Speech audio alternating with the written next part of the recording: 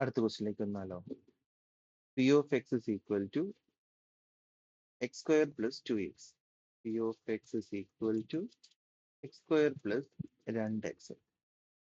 ഇതിൽ നിന്ന് ഏത് സംഖ്യ കുറച്ചാൽ എക്സ് മൈനസ് 1 ഘടകമായ ബഹുപദം കിട്ടും? ഈ ചോദ്യം നമുക്ക് മറ്റൊരു രീതിയിൽ ചെയ്യാം, വളരെ സിമ്പിൾ ആയിട്ട്. ഇത് ഘടകമാകാൻ വേണ്ട സംഖ്യ കെ ആണെന്ന് വിചാരിച്ചു. ഇവിടെ കെ എന്നുള്ള സംഖ്യ കൂടി വേണമെന്ന് വിചാരിച്ചു. അപ്പൊ നമുക്ക് പി ഓഫ് 1 കണ്ടാൽ എത്ര കിട്ടും? ഘടകം ആയതുകൊണ്ട് 0 കിട്ടും, ഫാക്ടർ ആയതുകൊണ്ട് 0.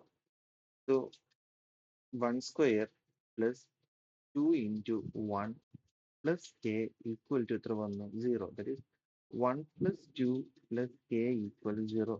That is K 3 plus K is equal to 0. K is equal to -3.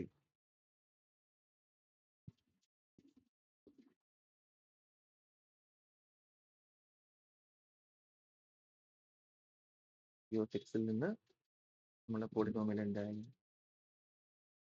is equal to -3 എന്ന് കിട്ടി. നോക്ക്, എക്സ് സ്ക്വയർ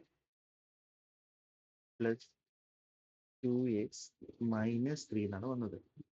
പി ഓഫ് 1 കണ്ടാൽ എന്താ കിട്ടുക? 1 സ്ക്വയർ 1 പ്ലസ് 2 മൈനസ് 3.